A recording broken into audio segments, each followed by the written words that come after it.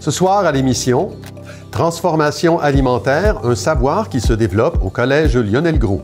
Ça permet aux entrepreneurs de faire de la recherche et développement gratuitement, donc on n'a pas à développer ce produit-là. Et le Centre de création de Boisbriand vous invite à la lecture publique de Papetruc. Dans le fond, la Papetruc, c'est une boutique qui existe où on a toutes les trois travaillé quand on était ados.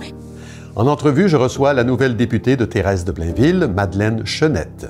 On n'a plus de temps à perdre de se battre entre différents paliers alors que les besoins sont si grands pour nos citoyens. Je m'entretiens également avec le co-directeur général du Festival Santa Teresa, David Dubé. T'es allé chercher des artistes qui étaient super forts sur TikTok cette année. Enfin, Maude Pilon-Bernier nous présente Audrey Méthode, entraîneuse-chef de l'équipe masculine de basketball des Nordiques de Lionel Groulx. Dans toutes les catégories confondues, il y a une seule femme qui occupe ce poste-là présentement, puis c'est moi. J'ai la chance d'avoir ce rôle-là. Bienvenue à Accès local.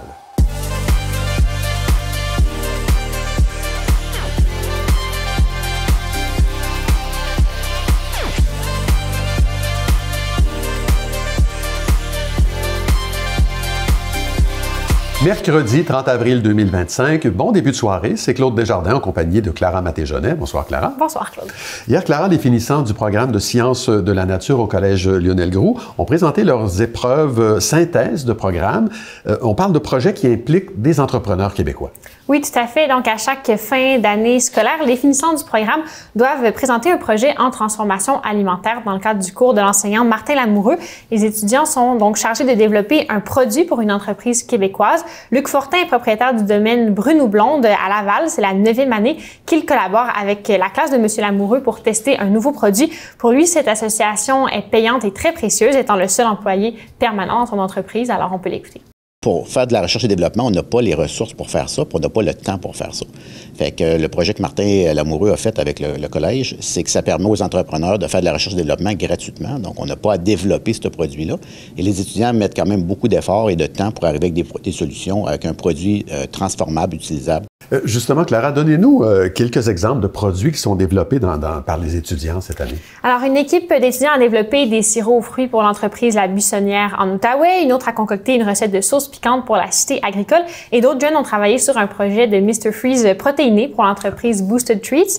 Sinon, pour la houblonnière Brune ou Blonde, des jeunes ont développé un concept de biscuit pour chiens fabriqué à partir de drèche, un résidu céréalier issu de la production de la bière. Alors, tout seul, c'est sec et amer. Donc, habituellement, c'est un résidu qui est jeté par les producteurs, mais c'est aussi plein de fibres et de protéines. Les expérimentations des jeunes ont été très concluantes. On peut écouter à ce propos Vincent Séguin, un étudiant qui a travaillé sur le projet. On est très heureux avec le résultat. Ça donne un biscuit qui est sec, cassant, ferme, qui est pas mal ce qu'on veut pour un biscuit pour chien, puis très nutritif, puis bénéfique à la santé du chien aussi. Le biscuit développé par les jeunes utilise aussi du chia, de la citrouille, des bleuets et du poulet. Ils ont dû faire plusieurs tests avant de se rendre au produit final, émettre une hypothèse, faire des essais-erreurs et suivre une méthodologie scientifique. On peut écouter M. Lamoureux, enseignant et instigateur du projet, à ce propos. Il faut qu'il aille chercher toutes les connaissances scientifiques sur les protéines, lipides ou glucides pour pouvoir résoudre le problème ou résoudre la situation où on veut créer une nouvelle entité culinaire. Dans le cas des biscuits pour chiens, les jeunes ont aussi pu expérimenter avec des machines à lyophiliser et à déshydrater chez l'entrepreneur et dans les laboratoires du Collège Lionel Groulx. Est-ce qu'au fil des ans, il y a certains produits développés par les étudiants qui ont été commercialisés? Oui, plusieurs dans la région comptent notamment une collaboration avec l'érablière mirabelloise aux saveurs du printemps pour qui les étudiants ont créé une vinaigrette à l'érable. Des fois, même quand les idées des étudiants fonctionnent, le coût de production s'avère trop élevé pour les entrepreneurs. L'année dernière, des jeunes ont développé des tisanes au houblon pour le domaine Brune ou Blonde et l'entreprise travaille à la commercialiser en ce moment, cette tisane. M. Fortin trouvait aussi que les biscuits pour chiens à la drèche semblaient être une avenue prometteuse avec un coût de production estimé à 7 sous par les étudiants. Dans tous les cas, c'est un projet qui permet aux jeunes de mettre en application leurs connaissances de manière concrète. On peut écouter ce qu'ils retirent justement de cette expérience. Moi, ça me rendait quand même fier. Je trouvais ça vraiment cool comme projet, que ce soit beaucoup plus concret. Ça fait penser tout le temps à la fin, au but ultime de vraiment faire un produit qu'on peut mettre au marché. Il fallait tout le temps planifier autour de ça. Et l'enseignant, justement, Martin Lamoureux, est à la recherche d'entrepreneurs qui seraient intéressés à être partenaires dans ces projets. Oui, tout à fait. À partir de la prochaine année scolaire, le cours sera disponible aux sessions d'automne et d'hiver, ce qui signifie que les projets seront doublés. Monsieur Lamoureux et ses étudiants offrent aussi aux entreprises un service d'aide en transformation alimentaire pour amener les entreprises de la production artisanale à la production commerciale. Merci Clara. On se revoit plus tard dans l'émission. Il sera question de théâtre. À plus tard, Claude. Le club de ski de compétition Olympia a tenu une collecte de fonds en porte-à-porte au profit du book humanitaire le 26 avril dernier. Plus de 60 participants se sont mobilisés pour recueillir dons et canettes. Grâce à cette initiative, plus de 3 000 $ ont été récoltés pour soutenir la mission de l'organisme qui offre aide et réconfort aux personnes en situation de vulnérabilité dans la région. Le club encourage par le fait même les autres clubs de ski de la région à se mobiliser à leur tour pour redonner à la communauté. Le quartier général de l'audace du Cégep de Saint-Jérôme annonce les projets entrepreneuriaux sélectionnés pour intégrer le parcours émergence de la session hiver. 10 initiatives issues des 3 campus ont été retenues et bénéficieront d'un accompagnement et d'une bourse de 5 000 $ remise par la Fondation du Cégep de Saint-Jérôme pour soutenir leur développement. Les étudiants sélectionnés à Saint-Jérôme sont Nicolas Chartrand, Sadia Bouchiki, Ariane Paquette, Alexandre Cousineau-Gamache, de même que Juliane et Kéane 5 mars.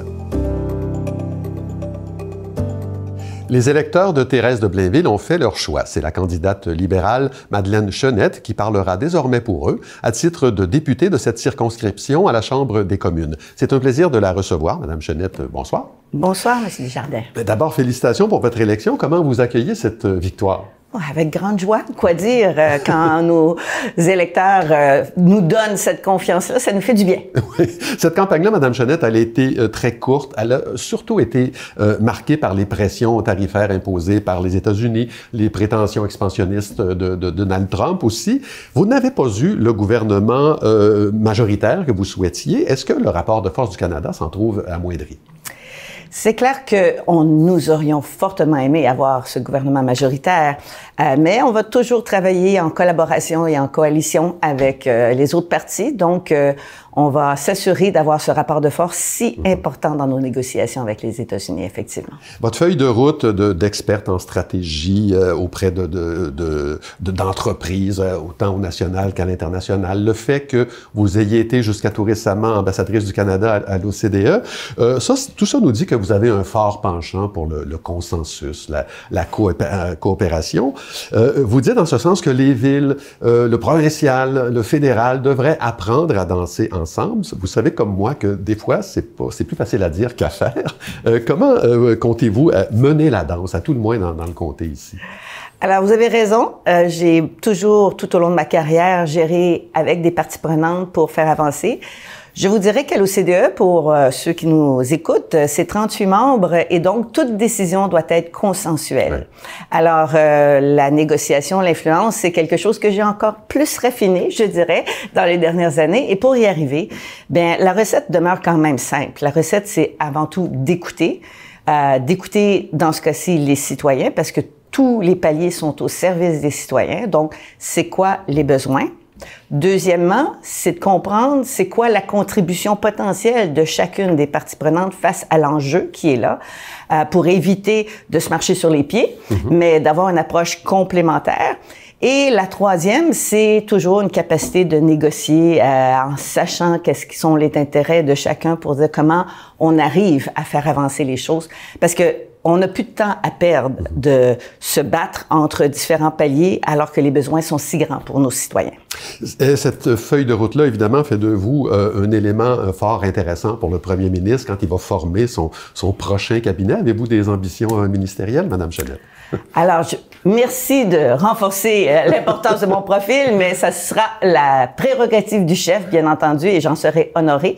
Mais c'est présentement dans les réflexions de notre chef et de notre premier ministre maintenant.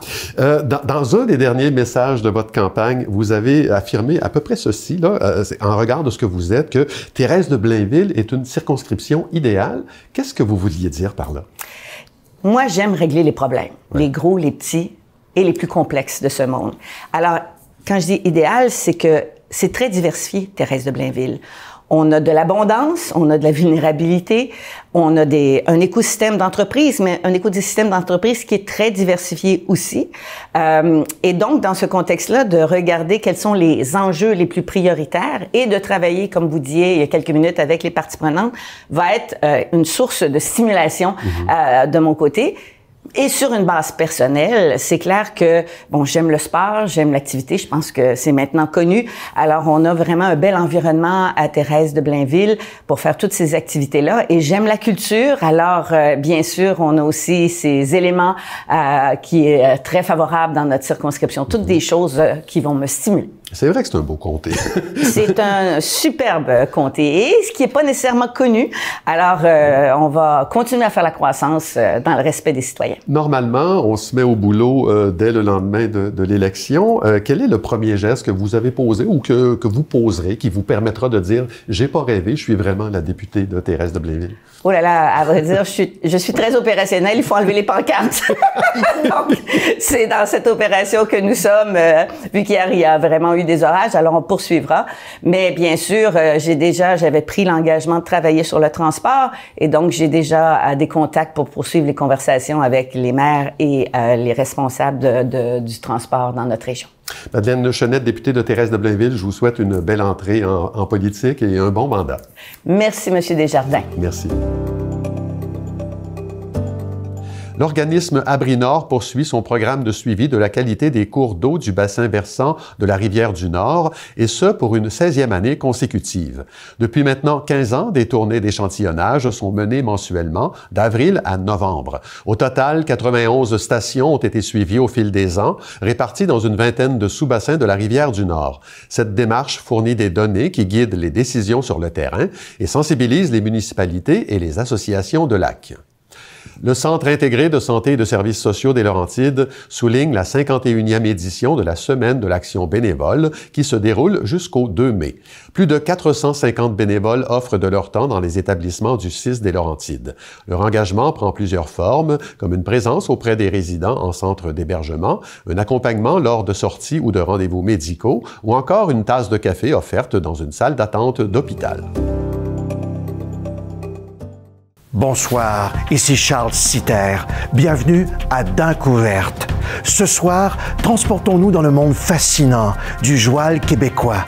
Comme dans la phrase « Assoir, m'en va vous jaser, drette là, avant comme je te pousse, de la vieille parlure de chenou. » Après la pause, je me lave la langue au purel pour me désinfecter de tous ces mots impurs que j'ai pu prononcer.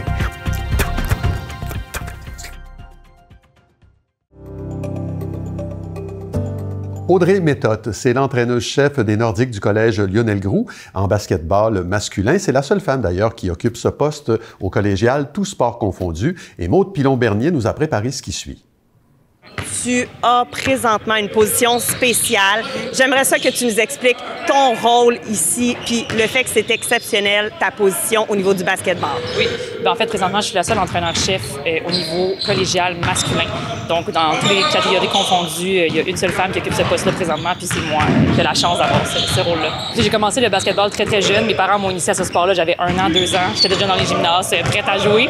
J'ai continué mon parcours dans les Panthères de Rosemère, un club que mes parents ont fondé d'ailleurs pour que je puisse avoir du basketball sur la Rive-Nord. Ensuite, j'ai continué mon parcours ici à Lionel Groulx. J'ai fait 1 année ici. Par la suite, je suis allée jouer pour les Nomades de Montmorency pendant 2 ans. Puis j'ai terminé mon parcours de sportive à l'UQAM. J'ai joué 4 ans là-bas pour les citadins de l'UQAM. Puis ensuite, je suis venue ici comme assistante entraîneur. J'ai été assistante coach 3 ans ici avant d'être entraîneur-chef cette année. Donc, ça ressemble un peu à ça mon parcours d'athlète et de coach. C'était important pour toi de revenir dans la région puis de revenir dans ce collège-là? Oui, définitivement, parce que c'est un collège qui m'a beaucoup apporté quand j'ai été joueuse ici. Je trouve que je me suis vraiment découverte comme athlète. Ça m'a permis de me rendre au niveau d'après, niveau sport. J'ai fait des belles rencontres ici. Puis sinon, c'est important pour moi d'être dans la Rive-Nord parce que je trouve que le sport dans la Rive-Nord doit être plus mis de l'avant. Je trouve qu'il y a beaucoup d'athlètes dans la région qui ne sont pas mis de l'avant justement parce qu'il manque de visibilité. Pour moi, c'est important de revenir aux sources ici pour vraiment permettre à ces jeunes-là d'avoir une visibilité supérieure pour les niveaux qui les attendent. Sincèrement, je pense que j'ai un très bon caractère qui me permet de coacher des gars aussi. Je pense que c'est pour ça que j'ai pris le poste. Au départ, je n'étais pas certaine que j'allais être capable nécessairement d'avoir comment je pourrais dire ça, d'avoir un contrôle aussi fort sur l'équipe, mais je suis vraiment contente de voir qu'avec le caractère que j'ai, la sensibilité aussi de l'ouverture que j'ai aux gens et aux jeunes, ça me permet vraiment d'être un peu entre les deux. Je peux bien les comprendre, mais en même temps, je peux bien comment je pourrais dire ça, les diriger. Puis je trouve vraiment que ça fait une différence et que je pense que je suis dans une place qui me ressemble, qui fonctionne bien pour moi. Puis je trouve ça important d'avoir un peu les deux. Il faut avoir la sensibilité aussi quand on coach parce qu'il faut comprendre les jeunes, il faut les aider dans leur développement. Parce que le sport, des fois, c'est vraiment vu comme un sport de... Tu sais, le basket, c'est vu comme un sport très sévère. Les entraîneurs sont très sévères avec leurs joueurs. Puis je suis d'accord, il faut qu'il y ait une discipline, mais je pense qu'il faut qu'il y ait une écoute entre les athlètes et les entraîneurs. Je trouve ça très, très important. Puis c'est quelque chose que moi, je veux apporter à l'équipe et que je sens que j'apporte à l'équipe, effectivement. Qu'est-ce qui aurait justement à être travaillé au sein de l'équipe? On parle peut-être plus au niveau, peut-être ambiance, attitude, peut-être aussi les atouts. Est-ce qu'il y a des choses qu'on vise cette année? Peut-être plus l'attaque, peut-être plus la défense. Comment est-ce qu'on va percevoir le jeu de l'équipe pour cette année? Bien, je pense qu'au niveau de l'équipe, ce qu'on va le plus travailler, c'est au niveau de la confiance personnelle et la confiance qu'on a pour l'équipe. Je pense que des fois, ce qui a fait de la différence cette année, c'est qu'on manquait de confiance nécessairement les uns envers les autres. Puis je pense que c'est très important d'avoir une relation sincère entre joueurs, entre coéquipiers et surtout avec les coachs pour qu'on puisse avancer. Il faut aussi qu'on ait un objectif commun puis qu'on respecte l'objectif commun, qu'on travaille pour l'objectif. Je pense que ça va être important dans les prochaines saisons à venir qu'on soit vraiment une unité pour qu'on puisse avancer ensemble pour obtenir nos résultats. J'ai la chance d'être très bien entourée cette année. Mon premier assistant, c'est Bilal Saint-Villus, qui était avec moi toute l'année. Il était présent pour les musculations avec les gars, il était là à tous les entraînements, tous les matchs. Ça a été vraiment un pilier pour moi. Puis l'autre assistant, c'est Dave Ambroise. Il était là aussi le plus qu'il pouvait cette année.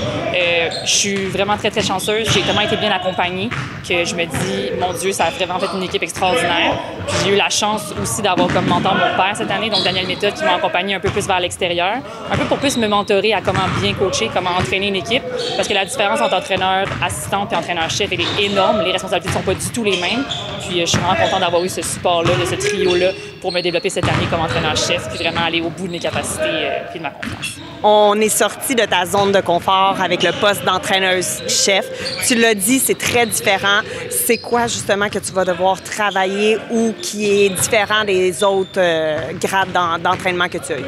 Bien, c'est sûr que quand tu es assistant d'entraîneur, tu es plus porté à avoir des relations individuelles avec les joueurs. C'est toi un peu qui va être leur repère, qui va pouvoir leur parler après que l'entraîneur-chef ait fait une intervention. Des fois, c'est toi qui va plus les aider. Mais quand tu es entraîneur-chef, oui, tu as cette relation-là individuelle, mais tu dois aussi gérer la collectivité. C'est toi un peu qui dois t'assurer que l'équipe, ça fonctionne ensemble, que les entraînements fonctionnent, que les gars sont motivés, qu'ils ont une raison de pourquoi ils font le sport. Puis ça vient aussi avec la responsabilité de t'assurer que l'équipe est contente de performer pour toi.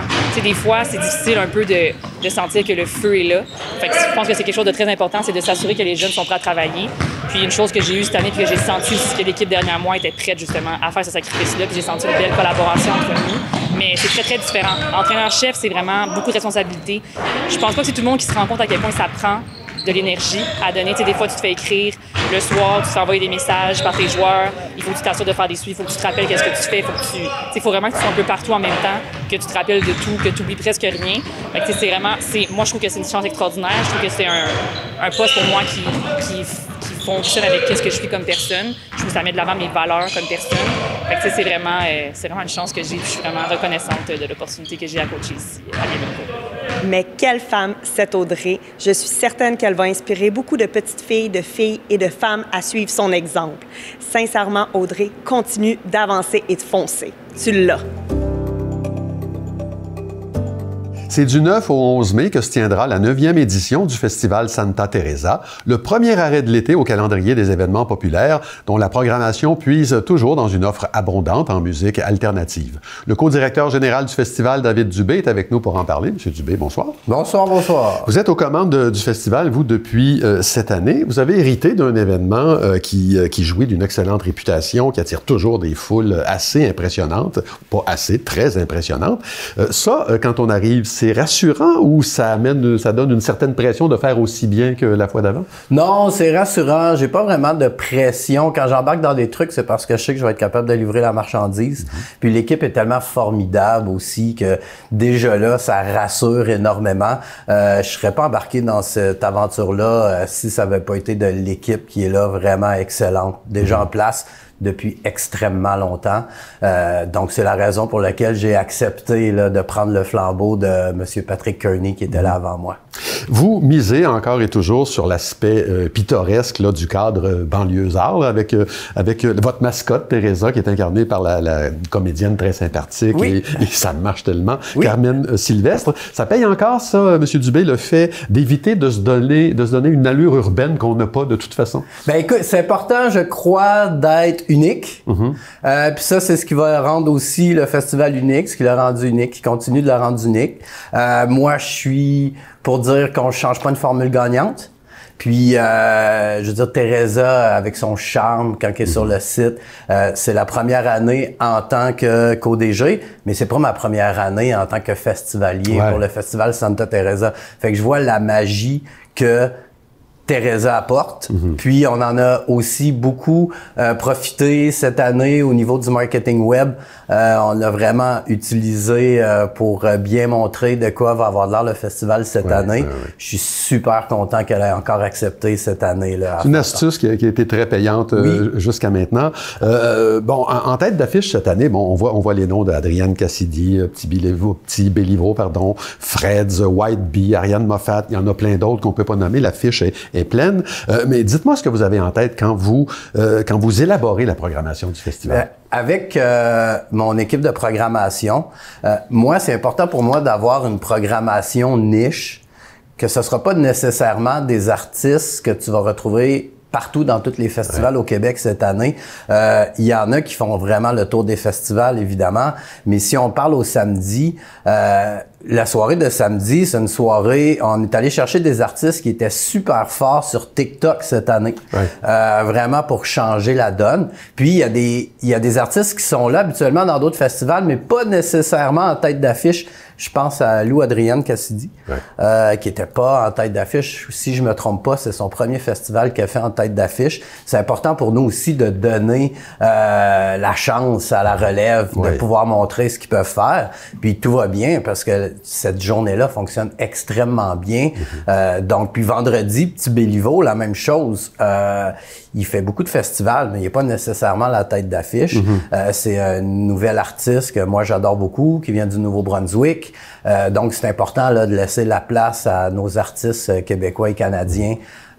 C'était super important pour moi. Parlant justement d'artistes émergents, moi, en parcourant la programmation, mon esprit chauvin s'est attardé à un groupe de Sainte-Thérèse qui s'appelle Céréales Dauphin. Moi, ça a été un coup de cœur instantané. Parlez-moi de ce groupe-là. Ben, l'an passé, si je me trompe pas, il avait gagné le concours Open Mic qu'on fait à chaque année, qui est pas terminé d'ailleurs, pour les gens qui veulent encore s'inscrire. Puis, ben, c'est important pour nous de faire une continuité à tout ça. Donc, on leur donne encore le spotlight cette année. C'était les gagnants de l'année passée. Quand ils ont performé, ça l'a vraiment levé. Donc, c'était comme naturel pour nous de les réinviter pour cette année. Vous offrez plusieurs spectacles gratuits dans toutes sortes de lieux. C'est pas parce que c'est gratuit que c'est moins bon. Moi, les noms qui mettent Flore Laurentienne, Lumière, la qualité est là. Ben, la qualité est là, puis ce qui est surtout super important, puis super intéressant, c'est qu'il va y avoir une grosse liste d'artistes qui font de la musique instrumentale. Comme le meilleur exemple, comme vous l'avez dit, c'est Flore Laurentienne. Puis, c'est le buzz d'avoir des artistes qui remplissent des grosses salles qui vont venir faire des salles de 80 places. Là. Il va falloir être assez ingénieux pour être en mesure de se trouver une place. Ceux qui veulent voir ces concerts-là, je vous conseille vraiment d'arriver tôt parce que c'est premier rendu, premier servi.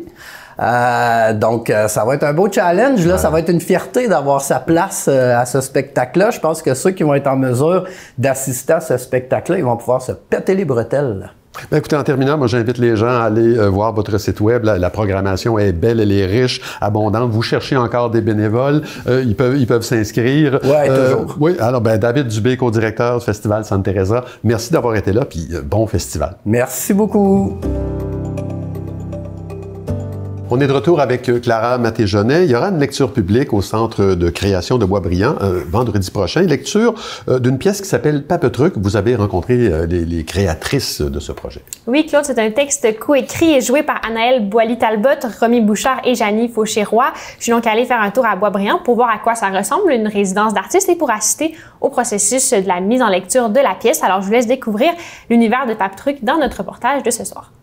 En gros, c'est l'histoire de 3 caissières qui travaillent dans une boutique qui s'appelle La Papetruc et qui vont être confrontées à un événement qui va les amener à se désolidariser et finalement à se resolidariser. En fait, on plonge dans un monde adolescent avec ces 3 jeunes femmes qui sont en train de se découvrir elles-mêmes, mais dans le contexte où elles n'ont pas le choix de travailler, puis elles sont confrontées à des gens à qui elles n'ont pas le choix de répondre et de servir aussi. Fait que c'est dans ce spectre-là du service à la clientèle. Dans le fond, la Papetruc, c'est une boutique qui existe où on a toutes les 3 travaillé quand on était ados. Donc, pour nous, c'est directement lié à nos souvenirs d'adolescence, de jeunesse. Donc, on a écrit ensemble, toutes les 3, avant la résidence. On est arrivé avec comme une genre de version 1 à la résidence il y a de cela 2 semaines. Puis, on a voulu confronter notre pièce à des gens qui la lisent. On voulait l'entendre, en tout cas. Fait qu'on l'a entendu avec les comédiens et comédiennes qui travaillent avec nous sur la lecture. Et on a recueilli toutes sortes de feedback en bon français. Puis, on est retourné à l'écriture. Et là, cette semaine, on la consacre à la mise en lecture. Donc, on place comment tout va se passer durant la lecture. On dirait que je vous proposerais des mini-coupes. Allons-y, Ça va prendre quelle forme, donc, vendredi? C'est une lecture, mais ça ne veut pas dire qu'on est assis le nez dans nos livres. C'est du théâtre, ça va être joué. Il y a vraiment... Il y a des éléments musicaux aussi, dans le sens qu'il y a quand même une mise en scène à proprement parler. Tu as une graine dans les dents. Depuis quand? Je sais pas. Shit! Oui, une résidence, c'est vraiment l'opportunité de tester des trucs, de voir ce qui, dans nos têtes, fonctionnait, qui, finalement, dans la bouche des comédiens et comédiennes qui sont avec nous, fonctionne moins. Parce que c'est sûr que nous, on écrit à 3 parce qu'on a un univers commun. Mais c'est sûr qu'il faut pouvoir inviter tout le monde à embarquer dans cet univers-là. Fait que c'est de tester qu'est-ce qui est de l'ordre de nos souvenirs qui fonctionne, qu'est-ce qu'il faut adapter pour que ça devienne plus universel, pour passer le message qu'on souhaite passer de cet élan-là de féminisme adolescent qui est souvent imparfait à cet âge-là, imparfait, plein d'angles morts. Comment vous sentez justement à quelques jours? Très fébrile, mais on vient de commencer la mise en lecture, le travail de mise en lecture là, donc on est super contente, c'est prometteur. Donc, on est très, très contente, C'est très excitant de voir nos mots prendre vie, puis aussi de pouvoir y participer comme comédienne à 3. On est 3 très bonnes amies d'enfance, de pouvoir vivre ça ensemble, de se rendre compte qu'on est rendu là à ce qu'on voulait faire dans la vie, puis de pouvoir le présenter devant un vrai public, c'est vraiment super excitant. Puis ça va être très drôle. Ça, c'est ce qu'on peut dire d'emblée, là. En tout cas, sinon, on se met les 2 doigts dans les yeux en même temps, mais je pense que ça va être drôle. Si vous voulez rire, venez. Oui. Voilà, Claude, ce sera donc présenté vendredi à 19h30 au Centre de création de Boisbriand. Vous pouvez acheter les billets en ligne. Merci, Clara. On se revoit demain. Au revoir, Claude. Ben voilà, c'est tout pour aujourd'hui. Merci beaucoup d'avoir été là. L'émission Ma banlieue suit à l'instant. Au nom de toute l'équipe, je vous souhaite une excellente soirée à notre antenne.